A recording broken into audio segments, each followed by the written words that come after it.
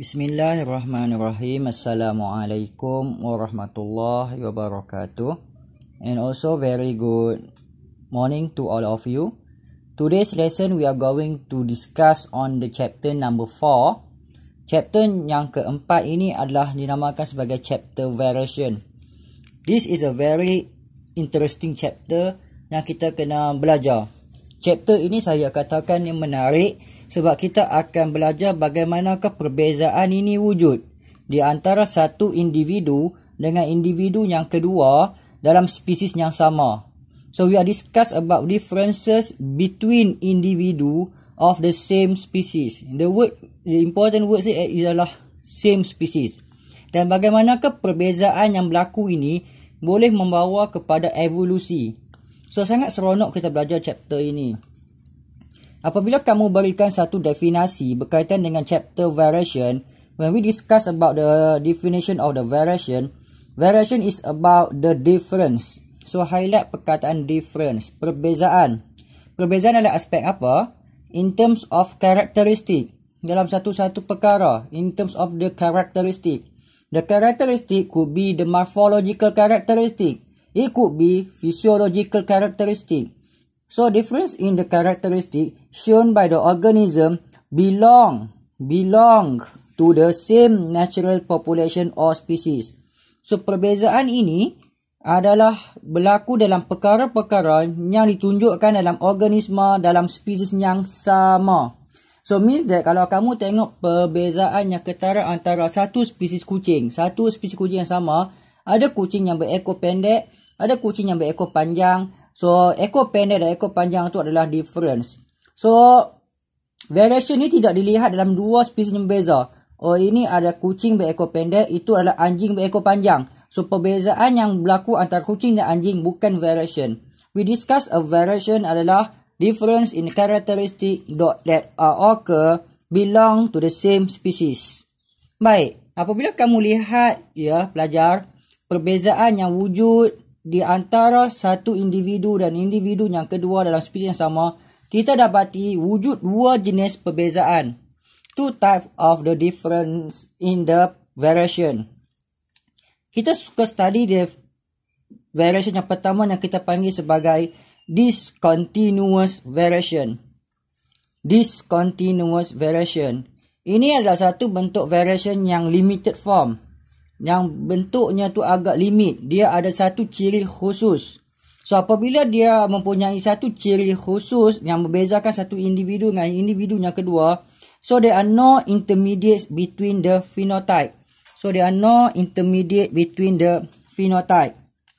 Bila kita tengok graf dia, kita dapati ciri nombor 1, ciri nombor 2, ciri nombor 3, ciri nombor 4. Mana-mana ciri yang kita boleh nampak dilihat dengan baik ini adalah phenotype. Sekiranya ciri itu dapatnya dilihat dalam bentuk genetik, itu kita panggil genotype. Kamu belajar perbezaan genotype dengan phenotype ya. So kita fokus kepada ciri yang dapat diekspreskan, yang dapat dilihat, yang kita panggil sebagai phenotype. So phenotype 1, phenotype 2, phenotype 3 dan phenotype 4 adalah jelas dan tidak wujud perantaraan antara phenotype 1 dan phenotype 2. Ini dipanggil sebagai discontinuous variation. There are no intermediate between the phenotype. Bagaimanakah variation seperti ini dapat dihasilkan? Variation seperti ini dapat dihasilkan melalui alleles of the single gene. Highlight perkataan alleles. Banyak alleles. Sometimes more than 2 alleles. Tapi walau macam mana banyak pun alleles, dia hanya dikawal oleh single gene. Sebagai contoh, kita ada jenis I. So, kita ada IA, IB, dan ada IO. So, ini adalah jenis I yang kontrol darah, jenis darah. Tapi ada lebih daripada 2 alleles. So, allele IA, alleles IB, allele IO. So, they are controlled by the alleles, highlight perkataan alleles, of the single gene. Highlight perkataan single gene. Biasanya, variation seperti ini tidak akan dipengaruhi oleh environmental condition. Macam mana pun bentuk darah, sekiranya musim panas, sekiranya musim sejuk, sekiranya berada di Afrika, sekiranya berada di kawasan latitude tinggi, latitude rendah, environment tidak akan mempengaruhi jenis darah tersebut. dan dia adalah qualitative inheritance.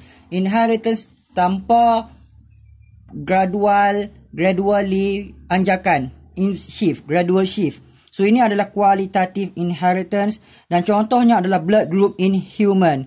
Highlight perkataan human, jangan tulis blood group saja ya. Blood group in human, kita ada darah A, kita darah B, AB dan darah O. So ini kita panggil dia sebagai bentuk discontinuous variation. So part CY adalah number of organism, part CX adalah phenotype. Kalau soalan minta kamu buat graph. Baik, saya suka untuk kamu bandingkan discontinuous variation beserta dengan continuous variation. Saya akan minta kamu study mengikut numbering yang saya bagi ini. Dalam continuous variation, dia menunjukkan complete gradation. So maksudnya ada grade. Ya, ada grade from one extreme to another. So bila dia ada grade daripada satu ekstrim kepada satu lagi, maka dia akan menunjukkan intermediate phenotype.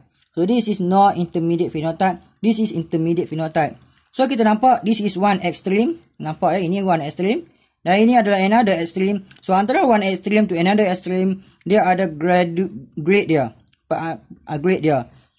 A ke B kepada A, A1, A2, A3, tinggi kepada rendah, ada sangat tinggi, tinggi sikit, rendah, sangat rendah. So dia ada grade dia ya. So ini menunjukkan ada kehadiran intermediate phenotype. Bagaimanakah banyak intermediate phenotype boleh diwujudkan? Dia berlaku disebabkan kehadiran many genes. Istilahnya kita panggil polygenes. Many genes ni yang akan kontrol trait yang sama ini, dia dipanggil sebagai polygenes. So kalau beza dengan ini, dia hanya ada single gene walaupun dia ada multiple allele. Tapi ini dia ada banyak genes dan genes ini mengawal faktor yang sama ataupun karakter yang sama.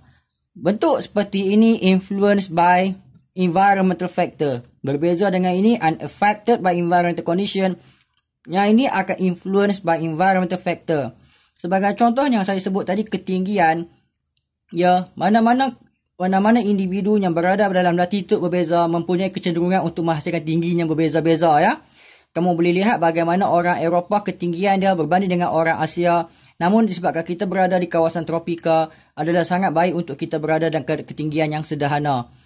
Bagaimana kamu lihat muscle yang ada pada Afrika dan muscle yang ada pada Asia, disebabkan kita berada di kawasan latitude khatulistiwa, adalah penting untuk kita berada dalam keadaan muscle yang kecil macam ini ya.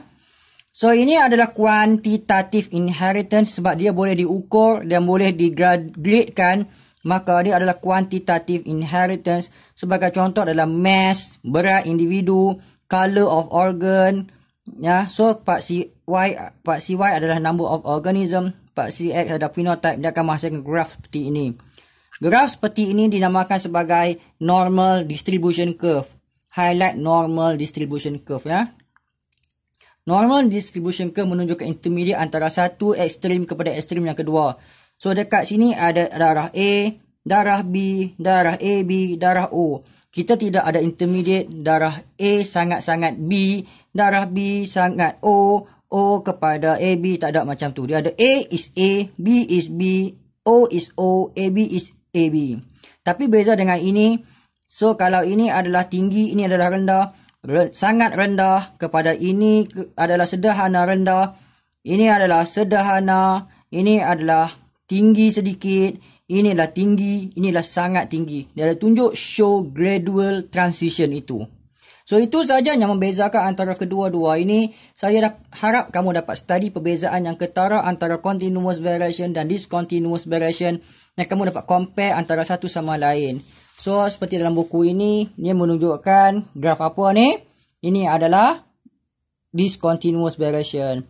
Kalau kamu nampak graf yang macam ni, kita panggil apa? Ini kita panggil continuous variation. So ini adalah normal distribution curve. So yang ni adalah jelas antara satu phenotype dan phenotype yang kedua. That's all on our lesson. See you. Bye.